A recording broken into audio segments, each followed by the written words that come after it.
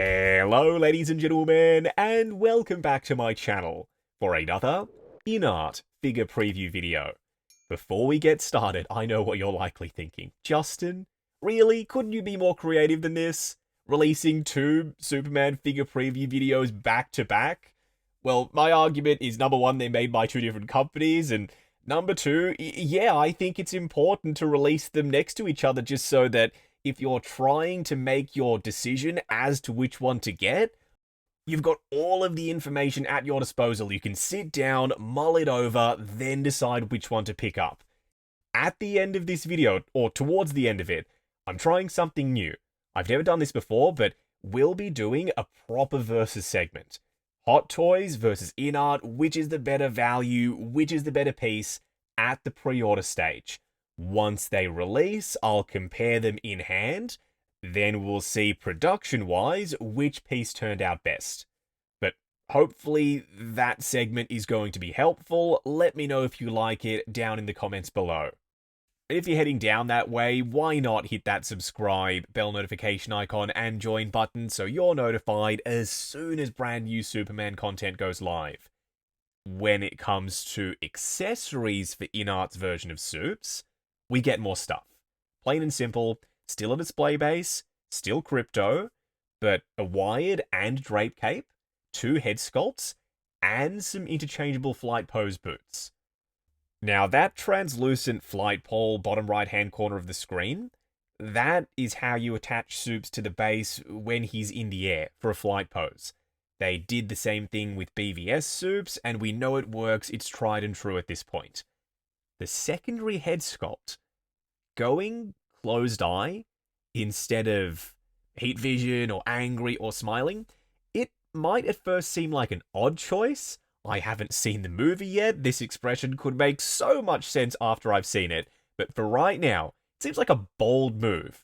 I like it. I'm not complaining we get a second head sculpt. I would have preferred any of those other options though. This sculpt, or the closed eye sculpt, likely is going to stay in the box for me. Dissecting this head sculpt for a minute, the likeness, it's hard to say it's 100% there because his eyes are closed. That always throws off likeness. The painted eyelashes though, that's a great attention to detail. 5 o'clock shadow looks incredible, the separate S-curl, but we'll discuss all of that stuff when we look at the other head sculpt. The display base is compact, yet once again, they've honed in on the detail. The sharp, jagged-looking crystals, the S-shield up front, the snow looks like real snow on the surface. And the crystal that sits a little bit proud of the rest of the back row, you can remove that. That's where you plug in the flight pole. Now, my one complaint, and I'm so hoping they fix this, it's not Krypto. Krypto looks incredible. It's that he doesn't come with a base. The Hot Toys one comes with a jank-ass base. It plugs into his belly. It's this translucent gachapon style flight stand. It's awful. This Superman base, or the one that we just saw Krypto standing on, I wish we got two of them so that we could have Krypto standing on his own base because he deserves it. This I see as a two-pack. It's Krypto and Superman, not just Supes. The eyes. Look at the eyes on Krypto. There's pupils, there's irises, there's whites, and the fur, so much texture. There's depth to the way they've sculpted the fur. Shadows naturally fall in the crevices, and it comes across layered. And it looks like there's movement to it, how it's all flowing like that. There's a wired cape. Love the material choice. It's plush, but it looks like a thin, lightweight fabric. The texture on Krypto's nose is insane, how sharp that is. Then we've got the collar. It's a separate piece. That casts a shadow on Krypto's neck, adding to realism. And there's a real metal loop connecting the S-shield to the collar itself. Supes' wired cape looks like it's made of a similar material to Krypto's, so there's some uniformity there. And we've got the S-shield on the back. Looks accurate to me, as far as I can tell, based off what we've seen so far of David in the suit. Now, like I said, we get a wired cape and a drape cape. Looks like there's wires along the edges, as well as the bottom for this cape. And INART, somehow, they've made it single ply, so that where it tucks into Supes' outfit at the shoulders, it's not big, it's not bulky, just sits there and it looks nice and flush the way it's supposed to. So, this drape cape, I will not be contacting Jackson Zhu this time for a custom cape for my soups. This drape cape, perfect length, perfect material choice, no hemmed edge required, just a raw straight cut down the side and at the bottom. Looks a little bit fuzzy for now, but plenty of time for them to refine that. Let's talk about the boots. Two different sets, flight pose and standard. Does that mean the standard ones have no articulation? Nope. They're still soft plastic, so we will get articulation out of them. And just look at the sculpt work. The leather grain texture, they look like real leather boots. Come on, you can't tell me that they don't. The way they've been painted, the wash is so light and so subtle that it highlights all of the texture perfectly. The outfit. They've done pretty much the same thing that Hot Toys did with the approach, but the end result, somehow, is different. You'll see when we get to the Versus segment. It's a thin fabric, but there's a thickness where there needs to be for the panel line sections and the raised bump out bits, like his shoulder pads and whatnot. Then we've got the basket weave texture, that's super fine, and right there, those belt loops. It looks like those bits that hang down the front, they're inaccurate, right? Actually, no. They're meant to be there. They are there on the screen used suit. That's something that INART nailed when it comes to accuracy. Same thing with the S-Shield. It's small. It's in proportion with the rest of the suit versus what was on screen. And the rounded bit at the top, that looks bang on. This head sculpt. Holy shit, that's a good sculpt. Some people said that these 1/6 scale sculpts look like Shooter McGavin, and others said that that's Henry Cavill, the INART sculpt. But then again, I've seen people say that about David Corenswet himself. So, I mean, does that mean the head sculpt is 100% accurate? I don't know, you tell me, but can I see David Corenswet in that head sculpt? Abso-freaking-lutely I can. If you'll allow me, just for a second, I want to take you on a guided tour of this head sculpt. Let's focus on some key details together. The furrowed brow, the wrinkling in between the eyebrows, huge tick. The subtle red vein work around the edges of his eyes. How much life there is to them. And yes, they're moving eyes. How the sides of his face catch shadows that accentuate how chiseled this dude is. Then, the skin texture and the skin tone. Plus, the wrinkling on his lips. I know it sounds crazy to say that, but there's some line work there. People have that when they're not doing something crazy with their mouth in terms of an expression. The skin on their lips is at rest, and therefore there's some wrinkling.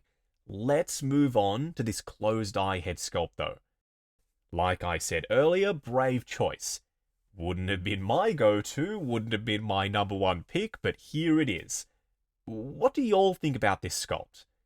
It's going to work for certain I'm recharging in the sun, or I'm contemplating my decisions, or what happened today poses, but I'm not sure if I'm ever going to put Kal-El in any of those poses like this.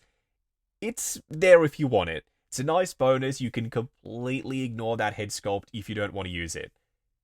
Oh, and the translucency on that ear, that is something that you just can't fake. Your head sculpts, your skin tone, the plastic you use just needs to be that good, and with INART, they've proven that it is. The body that they've used on this soups, it's not reuse. It is new for David Corenswet. Looks more accurate. Tertiary first glance compared to Hot Toys. We're getting into the comparison segment early. We'll move on to that in just a moment, but this body looks perfect to me. It's not too big, it's not roided out, looks in proportion with the head sculpt, the outfit fits it perfectly, and there's even some subtle shading on the surface of the suit to accentuate David's physique. Now the Versus segment. Hot Toys on the left, INART on the right. We'll keep that consistent throughout, and there'll be a scorecard up top. Accessories? Gotta give it to INART. We get a secondary cape, wide and drape, and a secondary head sculpt, plus secondary switch-out boots. Krypto. One's in a flight pose, one's on the ground. I like the INART one better. There's more detail, the collar looks more accurate, there's an actual name tag, and believe it or not, I can't believe I'm saying this, the likeness to Krypto is better for me with INART. The display base. I almost want to give it to INART because of the snow texture and the sharpness of the crystals, but Hot Toys Flight Pole is almost invisible. If it works, I don't think you can beat that. The outfit. Color-wise, Hot Toys is brighter. Some people are going to like that. But the trunks? Look at the difference. INART's, they fit better, they look more accurate, the detail is so much crispier. Same thing with the S-Shield. Completely different shapes. Then look at the way the cape tucks in at the top, and the shape of the collar. Plus, the lack of waxiness for the skin tone. I'm giving this to INART. The head sculpt. This is a super important one, pardon the pun, super. Likeness is good with Hot Toys. I like the smirk, I do. But the skin tone, the hair, the detail, it's gotta be INART for me. So, Hot Toys won the base, but INART, everything else. You might think I'm biased because I've worked with INART before. I'm not biased. You don't have to believe me, but I'm telling the truth here. I will be getting both. I will be paying for both. I will be comparing them both. And then we will ultimately see, when these pieces are released, which figure is best. But for right now, at the pre-order stage, if I was only getting one of them, Hot Toys on Sideshow $285, INART Superman 308, not a massive price difference. You get more stuff with INART. So I personally, I've already told you, would be getting the INART piece if I was trying to pick between them. I'm so freaking excited for this movie and both of these pieces. Now, if you're heading down to the description, why not hit that subscribe, bell notification icon, and join button if you like the sound of seeing your name in the end credits of my reviews. Like, comment, and subscribe. We'll catch you in the next video.